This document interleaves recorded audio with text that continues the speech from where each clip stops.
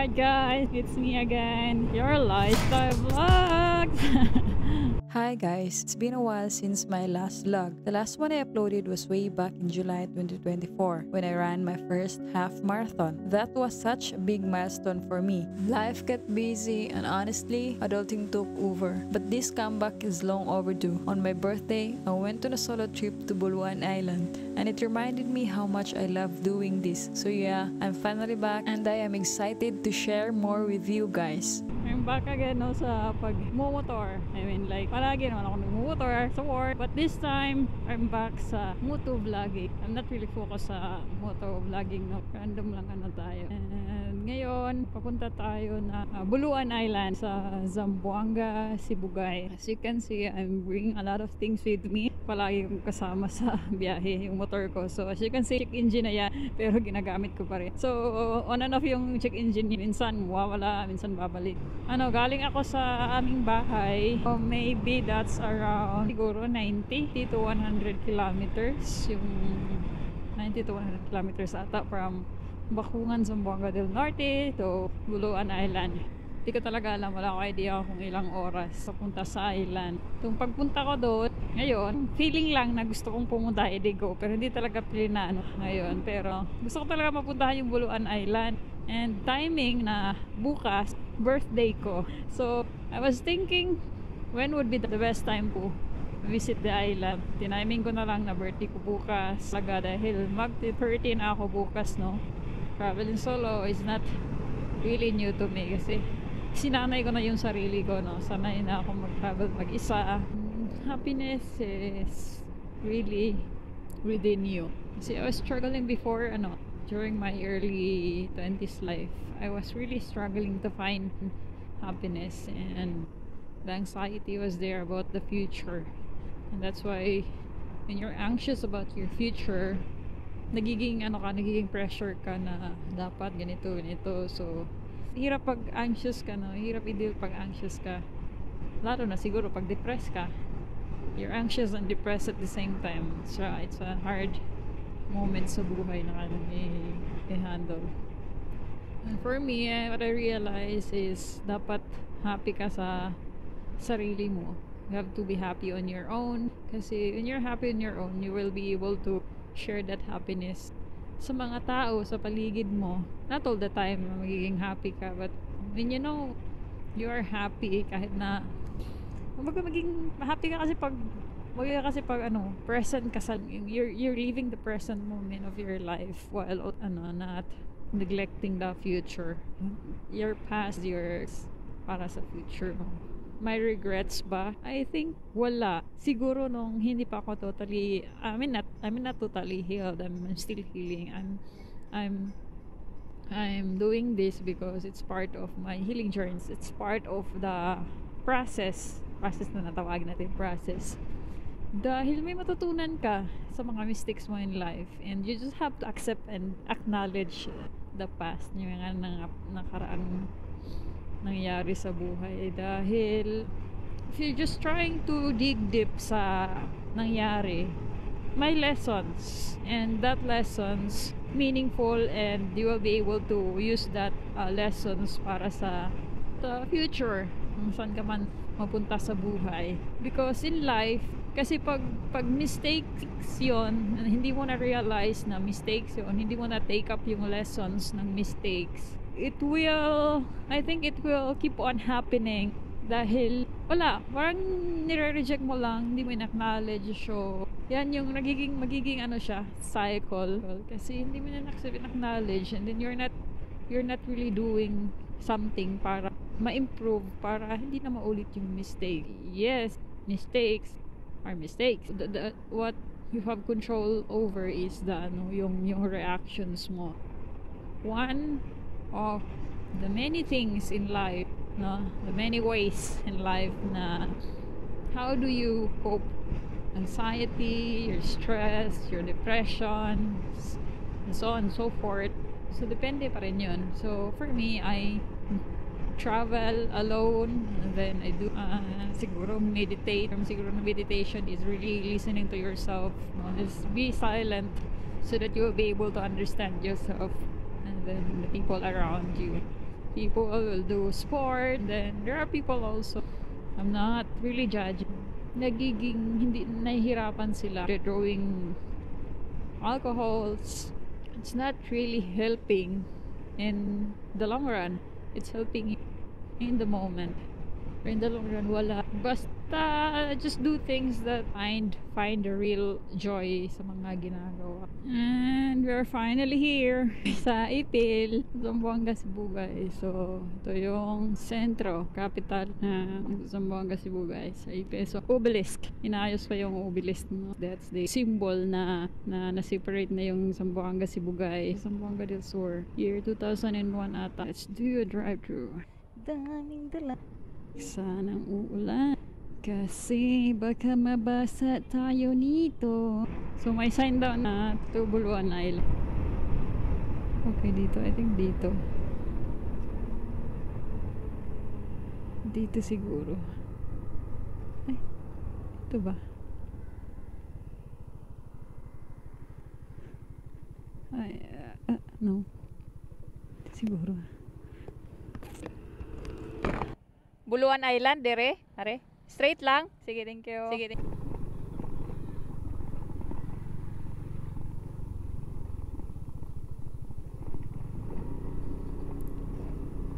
Okay. 24 hours. So marami din siguro go over na. OMG, ang daan. Never easy. Maputik nga naman. Oh, yung daan. Okay, may shortcut. Thank you. Mga 4 p.m. na akong nakarating dyan, kaya I decided to do a solo trip sa island. The trip cost me around 1,000 pesos back and forth. So, solo sa tip is magsayo overnight para makasabay sa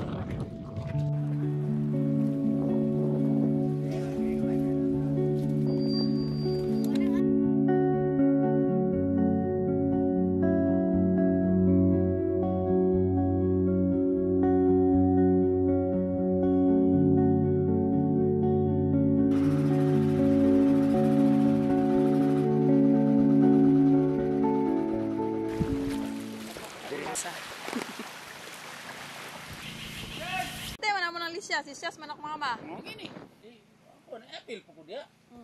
Si Uncle Ando Pandak.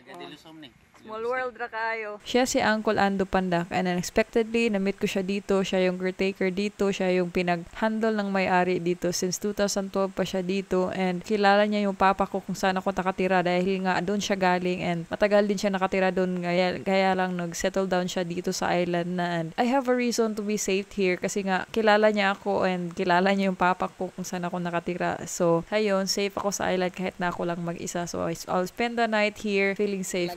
Tayo kay habal-habal man god. Oo. Muna akong gibuhi sa akong pamilya sa akong abot. Sili. Ito yung having dinner. So, umuulan. It's a really small world, no? Cliche yung sasabihan na it's a really small world, but it's really true at some point in your life kasi yun na, magpunta ko dito sa island, yung caretaker dito is kilala si Papa. Yun kasi siya nakatira dati. 2012 lang siya lumipat dito. Siya nagdala ng island. Pinadala sa kanya ng may-ari.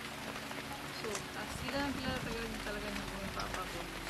Small world lang talaga. No? So, I feel safe na kahit na ako lang mag-isa. Island, walang kuryente dito. So, nalala ako ng solar rechargeable lights. So, yung kubo is supposed to be baybayan dapat to, renta dapat to, renta. Hindi ako pinabayad. Grabe yung magkatawag na moves ng Panginoon, di ba? Talaga akong dito, wala talaga akong plans na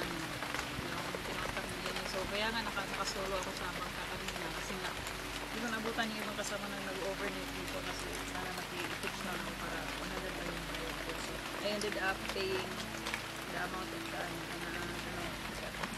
dun sa isang bangka talaga. So which is ano naman din, good thing naman din kasi hawak ko yung oras. Kasi anytime pwede ako mag-pick up para balik. And then while yung sa, isabay ako sa ibang ano, hindi ko hawak yung oras. So, kailan sila uwi, hindi pa rin ako makaka-uwi. So, bukas maaga ako uwi dahil may celebration naman sa bahay. So, ito naman yung birthday ko sa bahay. So, yes, kahit na hinaya ako sa binayad ko sa bangka, pero I'm paying for the experience naman. I'm not paying for the experience kasi hindi na hindi na ako kuha. So, the experience from here, safe talaga. Tsaka wala nang stress. Kasi kahit na, yun nga, naiwan sa mga nag-overnight dito, ilan naman sila nag-overnight. Tapos, kilala pa ng papa ko or ano lang, kababayan lang. So, ngayon, umuulan, hindi ako nakapag-pitch ng tent, buti, nilibre ako ng tubo. So, I'm safe now. I'm safe here.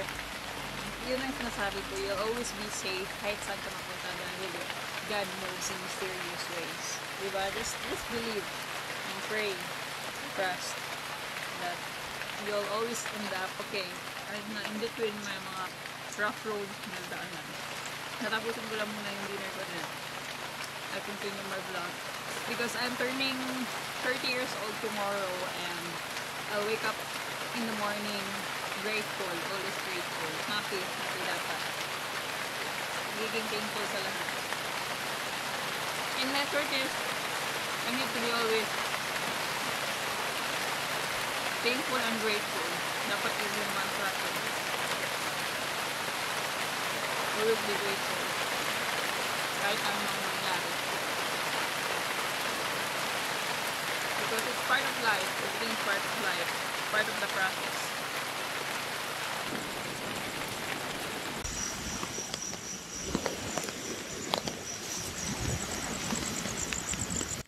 Finally made it on my own. So it's time to sleep. So guys, I am now inside my tent. Medyo nahirapan ako sa pag-set up mo dahil ako lang mag-iisa.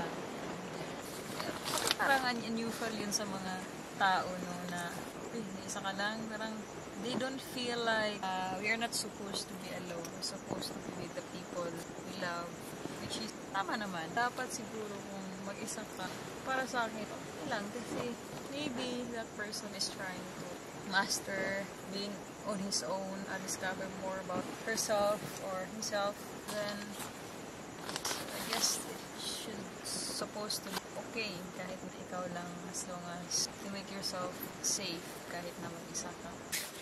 Calculated rest baga, if you take rest, should be calculated. No? Tamang tansya-tansya lang.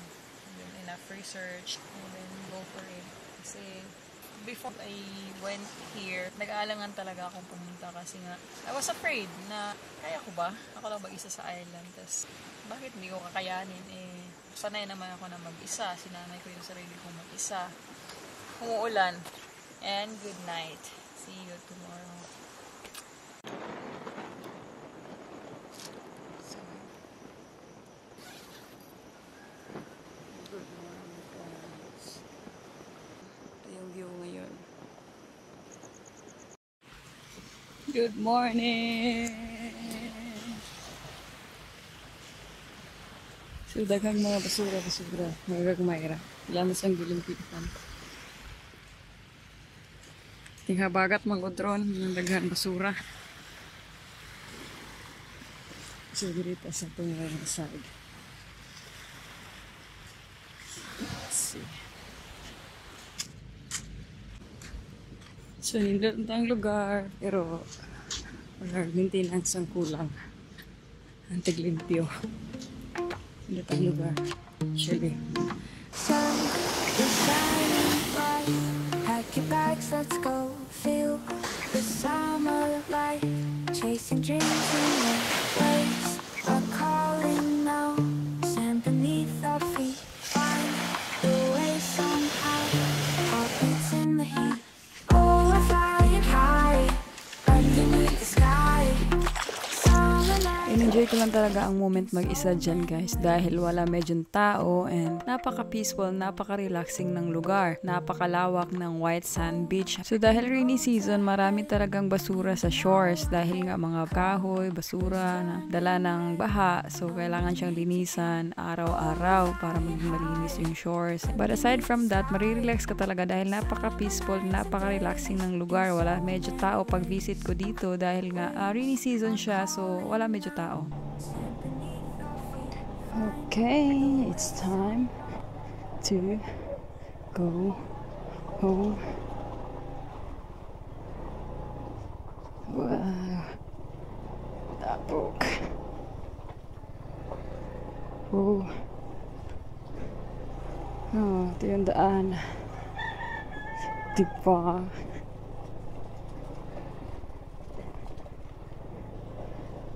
Putik talaga yung daan.